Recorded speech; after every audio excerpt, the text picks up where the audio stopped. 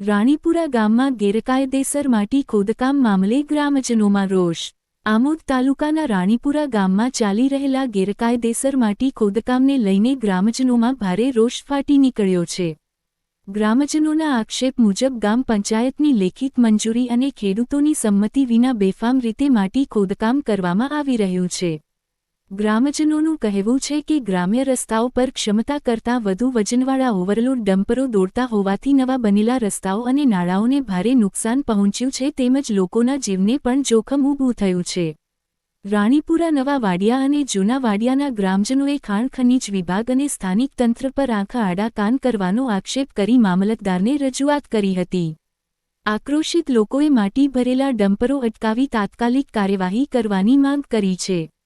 ગ્રામજનોની માંગ છે કે ગેરકાયદેસર ખોદકામ પર તાત્કાલિક રોક લગાવવામાં આવે, ઓવરલોડ વાહનો સામે કડક કાર્યવાહી થાય, નુકસાન પામેલા રસ્તા નાળાઓનું સમારકામ કરવામાં આવે તેમજ જવાબદાર અધિકારીઓ અને કોન્ટ્રાક્ટરો સામે કાયદેસર પગલાં લેવાય।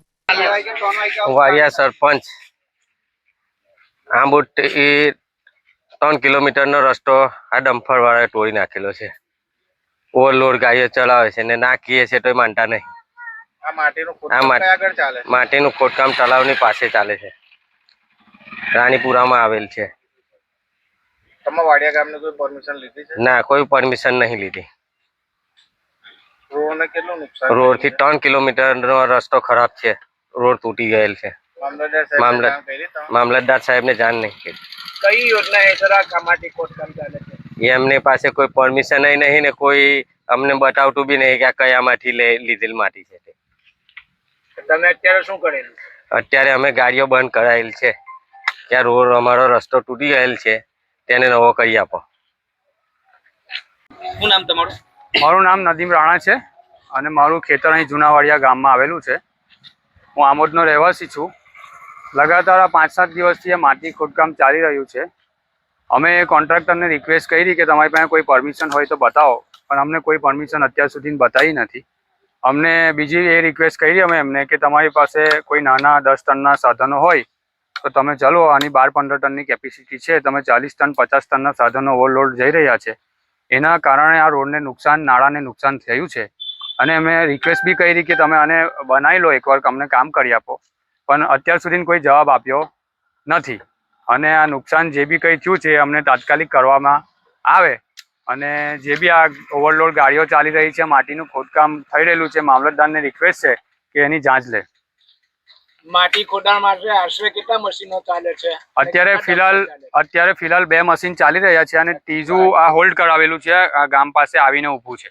ત્રીજું ઓલને 24 કલાક માટી ચાલે છે, સવારેથી લઈને રાત સુધીને ડ્રાઈવર બદલાઈ જાય છે, બીજા ડ્રાઈવરો બીજી નાઇટ કરે છે, એટલે 24 કલાક આ કામ ચાલુ છે।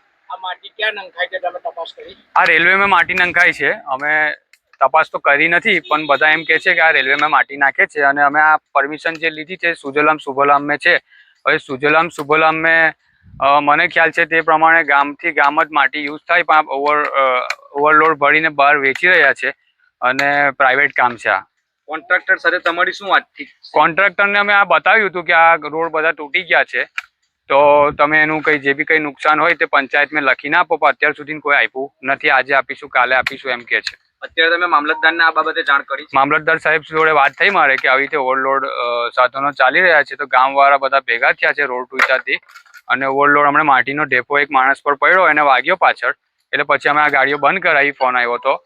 અને બીજી વાત એવી છે કે મામલતદારને જાણ કરી તો મામલતદારે એમ કીધું કે અમે પોલીસ સ્ટેશનમાં જાણ કરીએ છીએ અને હું તલાટી સાથે બી વાત કરું છું કે આ લોકોની કેવી પરમિશન છે કે નહીં, અને અમે બી અમારો મામલતદારનો કોઈ વ્યક્તિ મોકલીએ છીએ। ડમ્પરો પર તાડપત્રી મારવામાં આવે? ના, કોઈ તાડપત્રી મારવામાં આવતી નથી, બધા ઓપન ચાલે છે।